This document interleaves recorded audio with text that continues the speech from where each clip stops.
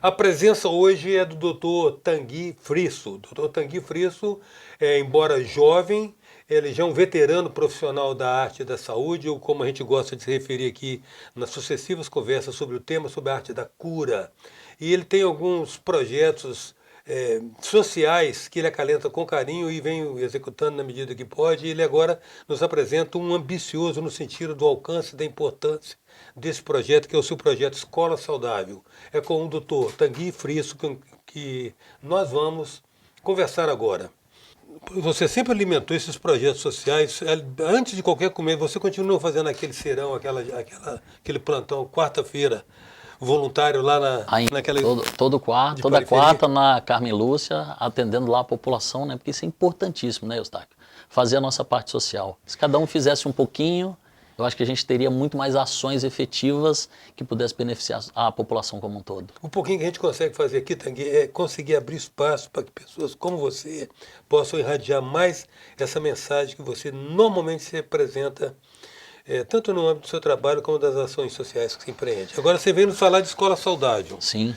Eu quero só antecipar uma coisa. O que me foi dado a conhecer do projeto, de uma maneira, né, claro, não aprofundada, esse projeto resgata algo do senso comum. Tem coisas que a gente, mesmo depois de velho, aprende ou é instruído ou é ensinado e se pergunta, caramba, mas são coisas que a gente deveria ter aprendido lá na escola, lá no ensino Sim. fundamental, né? E você parece que você captou essa ideia e trouxe. A gente vê que o seguinte, Eustáquio, saúde não é só ausência de doença. É o bem-estar físico, psíquico, emocional e social do indivíduo. E a gente vê que a gente ensina um monte de coisa para os nossos filhos. Então a gente ensina aula de inglês, educação financeira, educação no trânsito, educação sexual, só que talvez o nosso bem mais precioso, que é saúde, a gente não ensina. E talvez por isso a nossa população está tão doente. Segundo o último censo que a gente teve, talvez a gente vai ter um próximo censo no ano que vem, tá? Em 2022. Ela demonstrava o quê? Que a população geral, 46% era sedentária, 56% estava obesa ou acima do peso, 70% da população tem problema relacionado a sono. A parte de controle emocional, então, é um dos elos mais fracos que a gente tem. A ansiedade acomete mais de 80% da população e a depressão, quase 20% da população.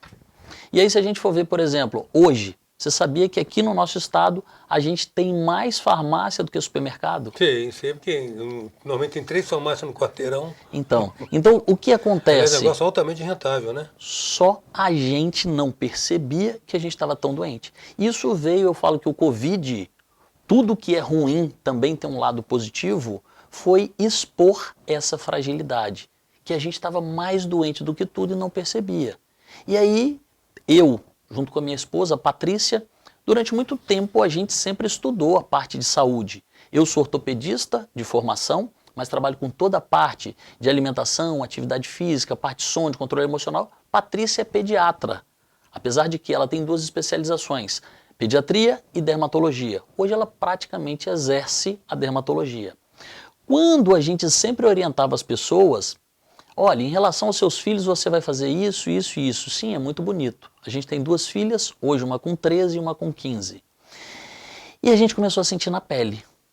Na pele o que era um adolescente fazer as suas escolhas. Então quer dizer, até o 4º, 5º ano, às vezes você monta a merendeira e faz o lanche dela e ela vai comer aquilo. Então quando eles começam a ter essa independência, a gente começou a sentir dificuldades. E a gente falou, peraí, por que a gente não pode utilizar todos os nossos conhecimentos que a gente tem, associado à nossa experiência como pais, e traduzir tudo isso em um método? Então a gente sentiu essa necessidade de fazer tudo isso, levar para a escola e ensinar as crianças e os adolescentes o que a gente aprendeu nesses anos todos. Vocês projetaram o que seria a dificuldade que vocês, enquanto pais, estavam encontrando no âmbito do lar, para uma emulação, né, para ver uma empatia com relação a todas as famílias que certamente deveriam estar passando pela mesma situação. Sem dúvida. E aí a gente viu, aqueles dados que eu te passei do último censo eram dos adultos. Quando a gente trouxe aquilo dali para crianças e adolescentes, a gente viu que eles também estavam muito doentes. 1 a cada 3 crianças hoje ou está sobrepeso ou é obesa. 85% das crianças e adolescentes são sedentários, Eustáquio. Isso é muito grande, ou seja, a gente tem quase a grande maioria sedentário. Na parte de sono, 25% já tem alteração de sono, uma coisa que só acontecia talvez com os idosos ou as pessoas da meia-idade para frente. E na parte de controle emocional, eles estão altamente fragilizados, né? A gente vê que as crianças, principalmente por essa pressão desse mundo tão intenso, de informações tão rápidas, eles estão altamente fragilizados. E a gente vê que o nível de ansiedade é muito alto, o nível de depressão, o nível de suicídio infantil, ou seja, até 14 anos, cresce assustadoramente e a gente precisa levar esses conhecimentos. E aí eu conto muito, até no livro, a gente está escrevendo um livro que vai sair pela editora Gente, agora em setembro, chamado Pais Saudáveis, Filhos Saudáveis. Eu conto a história dos canários da mina. Antigamente, o que os mineiros faziam? Eles levavam um canário, enquanto a mina tivesse adequada, o canário cantava e ficava muito bem. Eles não tinham os termômetros. E aí, quando o canário parava de cantar, ele falava, e aí? O que a gente tem que fazer? Abandonar a mina. Ela estava imprópria. E a gente diz que as nossas crianças, os nossos filhos, eles são os nossos canários. E o sinal foi dado. A nossa mina praticamente está imprópria.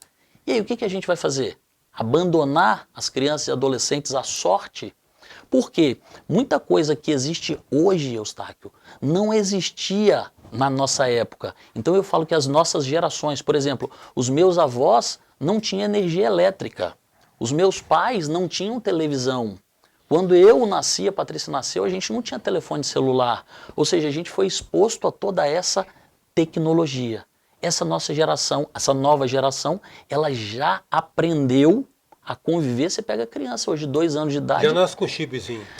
Sim, só que eles estão pagando um preço muito alto. Muito alto do jeito que a gente fala que as crianças estão adoecendo e adoecendo cada vez mais. Tem que agora uma questão observar o seguinte, por conhecer, não há nenhuma mesura indevida aqui ao reconhecimento do seu trabalho, né? Nem é a primeira vez que você vem ao presença, certamente não será a última.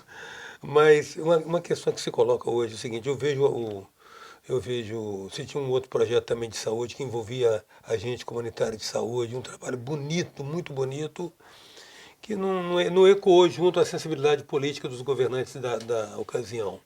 Esse projeto seu, depois você vai desfiá-lo na sequência dos nossos blocos aí, mas uma coisa que desde já se coloca como desafio para você, como o idealizador disso tudo. Como é que você vê isso no contexto da nossa sociedade, da estrutura familiar no Brasil, entendeu? Das assimetrias sociais que envolvem padrões diferentes de renda que são excludentes. Como é que você vê isso? Olha só, a gente viu, Eustáquio, que a gente precisava fazer alguma coisa genuinamente brasileira.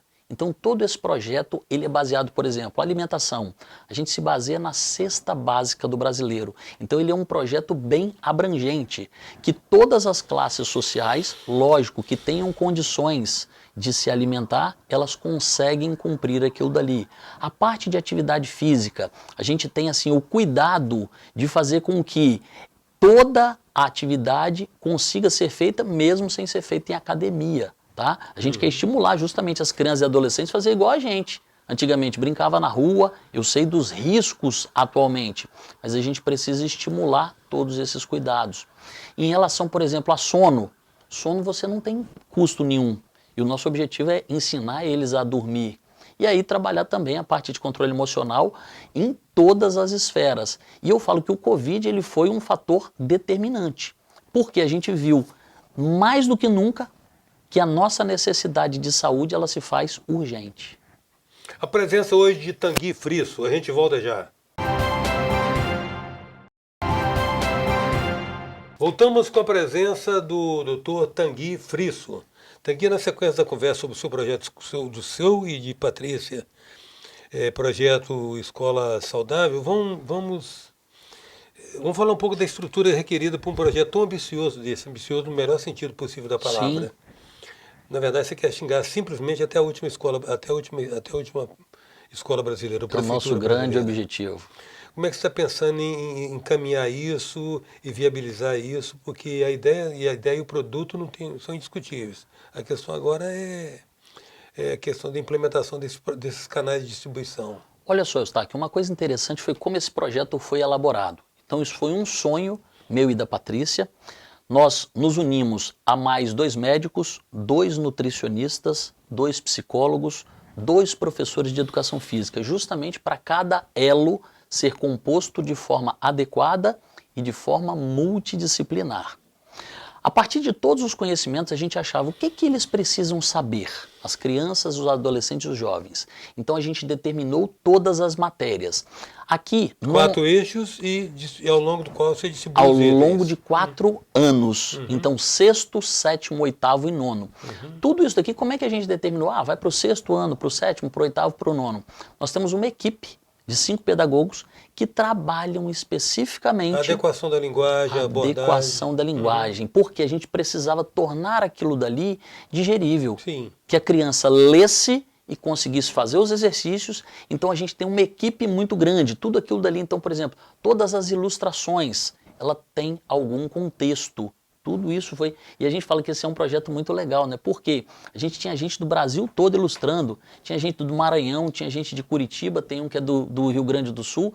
Tem gente de Portugal que trabalha na ilustração do projeto, de todo esse conceito. Então, você perguntou, Tanguy, como que a gente faz isso chegar à população brasileira? Uma coisa interessante é o seguinte, o Ministério da Saúde, ele tem a BNCC. O que é a BNCC? Base Nacional Curricular Comum.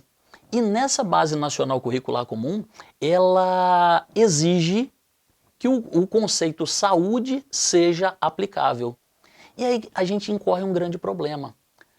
A BNCC diz que tem que fazer, mas como? E a gente está mostrando como. Como fazer? Então todo esse projeto ele vem baseado em toda a normativa da BNCC. Então, as prefeituras, as secretarias de educação, assim como a maioria das escolas particulares, aqui a gente consegue condensar todas as informações que eles precisam saber em um método de como ensinar saúde nas escolas. Não, isso eu tinha reservado a pergunta, essa resposta sua, para o próximo bloco. Porque exatamente seria essa questão do conteúdo, os eixos de alimentação, atividade física, sono e, fundamentalmente, controle emocional. E já é uma primeira abordagem, há um caráter do saudável ineditismo nessa abordagem para esse público. Sim. Né? As crianças sofrem emocionalmente e às vezes isso não está sendo percebido. Mas eu estou querendo saber dessa estrutura de distribuição, como é que você pretende? Como é que você pretende chegar à última prefeitura, à última escola? Como é que você, que agentes, que recursos você está contando? Você está confiando só na excelência da sua ideia? Porque pode ser um risco. Sim. Até porque não falta invejoso no caminho da gente. Olha só, na nossa parte de constituição da escola saudável, a gente tem uma pessoa que ela é especializada em edição de livros. Então ela entende de como que se processa. Por exemplo, todas as ilustrações, foi o Fabrício é que fez toda essa parte.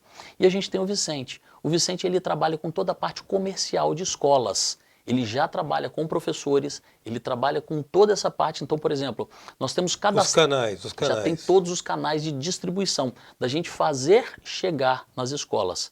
E o nosso grande objetivo até mesmo, tanto eu e a Patrícia, é que a gente consiga fazer palestras nas escolas, trazendo os pais e os professores, mostrando para eles da necessidade de ensinar educação e saúde para os seus filhos e alunos. Então a gente... Mas olha bem, se você for modestamente bem sucedido, a escala desse trabalho vai ser muito grande. Sim. Você vai ter que buscar parceiros que te ajudem a viabilizar. Você vai vender uma ideia que vai ser... Qualquer pessoa lúcida e consciente vai comprar essa ideia, correto? É o que a gente deseja. Mas a partir daí você tem uma escala nacional para atender. Sim. Você já está contando com isso? Já estamos contando com tudo isso, sim. E assim, todos os lugares, Eustáquio, que a gente apresentou o projeto, todas as pessoas ficaram surpresas. A ideia se impõe. Essa que foi assim a grande, digamos assim, a grande surpresa que todo mundo fala, cara, por que ninguém pensou nisso até agora? E como fazer isso dessa forma? Então eu falo que talvez a gente conseguiu traduzir tudo isso porque eu falo que eu me formei em medicina e depois fiz ortopedia. A Patrícia fez pediatria e a gente foi somando conhecimentos. Aí, por exemplo, eu fiz uma pós-graduação em fisiologia do exercício e nutrição. Então a gente trabalha toda a parte de exercício e alimentação. Depois fui fazer um curso de terapia de sono. Nós temos formação em coach, em hipnose e programação neurolinguística. Então a gente vem se formando em tudo isso. Então todos esses elos, eles já foram sendo desenvolvidos na nossa vida. Mas nós estamos falando aí de excelência de conteúdo, tá? Isso é pacífico. Sim, sim. Eu quero discutir com você o seguinte, isso vai exigir um amplo esforço de capacitação de professor, não vai? Sim. E como é que está sendo pensado? Tudo isso vai ser numa plataforma e aí a gente vai utilizar essa formação de EAD. Então, tudo isso está gravado em vídeos, no qual eu, a Patrícia e toda a nossa equipe participa. Então, o que acontece? O professor, a escola aderiu a esse programa ou o município aderiu a esse programa. O professor, ele participa de uma capacitação. Essa capacitação, ela tanto pode ser presencial quanto online. Esse professor, ele tem toda a estrutura, então o que ele vai dizer para o aluno? Por exemplo, carboidrato. Ele vai falar sobre carboidrato. Ele vai assistir uma aula sobre carboidrato, explicando todos os exercícios, o que ele tem que fazer e o que a gente entende como necessidade básica. E aí, esse professor, ele tem um suporte de uma equipe, como eu te falei, médicos, nutricionistas, psicólogos e professor de educação física, que vão tirar todas as dúvidas e necessidades que ele precisar durante o ano. Então, Tanguy, apenas reiterando os termos que você disse, a questão da distribuição, dos contatos, de toda, digamos, a implementação dessa entrega que vai ser de uma escala nacional, de uma certa maneira, já está prevista, já está planejada. Está bem estruturada, bem planejada, até porque eu disse, na própria formação da escola saudável, a gente fez toda a questão de ter uma pessoa que tem uma expertise muito boa em livros didáticos, em criação e distribuição.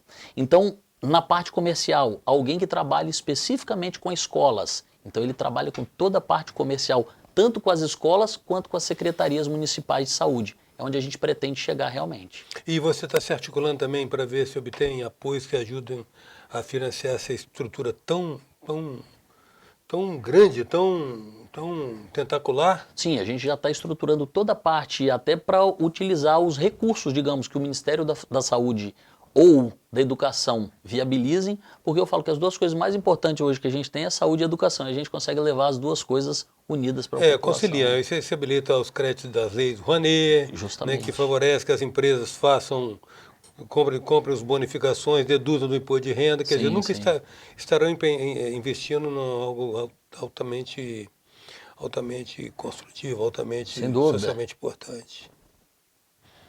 A presença hoje do Dr. Tanguy Frisso, a gente volta já. Voltamos com a presença do Dr. Tanguy Frisso. Tanguy, agora, já que você apresentou toda a conceituação do projeto editorial, né, do programa, né? Porque na verdade isso é um projeto, é um programa, né? É um método, né, que a gente fala.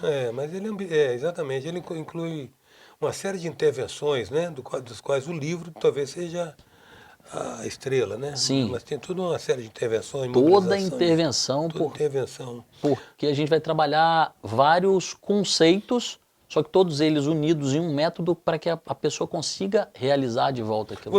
Eu falei eixo, você falou elo, porque você subentende que a partir daí você vê que elo pressupõe uma corrente, né? Isso. Uma corrente. E realmente, se um desses elos for fraco, a corrente é tão fraca quanto ele. Justamente. Se você amarrar uma corrente de ferro com barbante, ele no barbante ela arrebenta. Ela vai pocar. E aí você fala de alimentação, de qualidade de sono, o sono também é visto como alimento, né? Sem dúvida. Atividade física e uma coisa interessante para uma abordagem desse público, dessa faixa etária, que é controle emocional. Sim. Então vamos explicar aí. Você investe contra alguns mitos de alimentação, o resgata o brócolis para os meninos, como é que é? A gente na verdade trabalha todo o conceito. O que eu digo é o seguinte, se eu virasse para você, Eustáquio, falar o seguinte, Eustáquio, você tem todas as notas que você precisar no seu bolso. Me dá R$72. Você vai, enfia, tira uma nota de 50, uma de 20 e uma de 2. Só que se no outro bolso você tem dinheiro da China, me dá R$72, você não conhece, eu não conheço. Você vai me dar mais ou a menos. Na alimentação é a mesma coisa. O que acontece é que a gente, quando as crianças começam a se tornar adolescentes e jovens, a gente passa para eles o que a gente chama de livre-arbítrio, deles escolherem. O grande problema é que como escolher aquilo que você não conhece? Então, por exemplo, a gente não conhece quais são os macronutrientes, carboidratos, proteínas e gorduras, os micronutrientes, vitaminas e minerais. Onde achar cada componente desse? Como comer de forma equilibrada. Então, por exemplo, o que significa dieta? Dieta vem do grego diaita, que significa modo de vida. Se essa dieta não fizer parte do seu modo de vida, ela está fadada ao fracasso. Então a gente discute aqui, por exemplo, as dietas da moda. Nós tivemos várias dietas que passaram e hoje não existem mais. A gente discute todo o tema, por exemplo, da obesidade. A gente discute vários distúrbios alimentares, por exemplo, a bulimia, a anorexia nervosa. Eles têm que entender que isso existe. Porque quando você identifica um problema, ele é mais fácil de ser tratado ou de ser evitado. O nosso grande objetivo é evitar as doenças, promover a saúde. Então, em relação à alimentação, é fundamental que a gente leve informação para que as escolhas sejam o mais saudável possível. E o interessante, Eustáquio, aqui é o seguinte, no final de cada ano, o 6º ano é alimentação saudável. A gente inclui toda a família. Então, no final, o aluno ele tem que montar um cardápio para toda a família, de forma saudável. Então, a gente quer trabalhar dessa forma com que o aluno seja um difusor de conhecimento para a sua família. Você coloca aqui, inclusive, desenvolver habilidades culinárias. Desenvolver aquele chefe que dorme dentro de cada menino. Olha só, isso é muito interessante porque a gente fala que a alimentação é uma das principais fontes de prazer que a gente tem. E a gente perde muito prazer quando a gente deixa de se relacionar com o alimento. Então, o primeiro deles, o próprio plantio. Quando a criança sabe como é que é plantar, como é que é colher, então a gente estimula tudo isso. Outra coisa, ir na feira. A gente não vê mais criança hoje na feira. No supermercado, no hortifruti, fazendo as escolhas adequadas. E aí, quando ela leva para casa, o preparo desse alimento, como que ela faz um prato, como que ela consegue cozinhar, fazer alguma coisa, uma salada, um suco. Então a gente traz todos esses conceitos. E além disso também, a gente diz que comida, ela não é só alimento.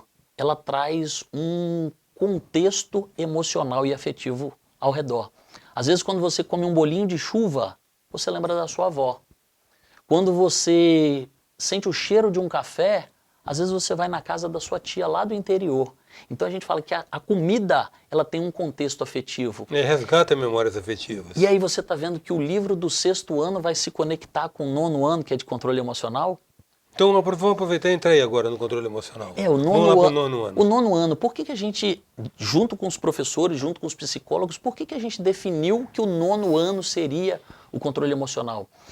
É uma fase de turbulências emocionais, principalmente porque vem junto com toda a transformação corporal e uma explosão de hormônios, né?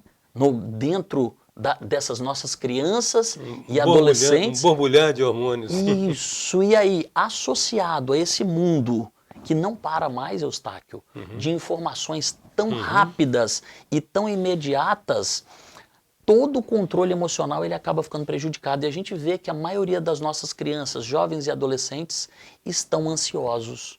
E muitos deles, com nível de ansiedade cada vez maiores, eles se tornam depressivos.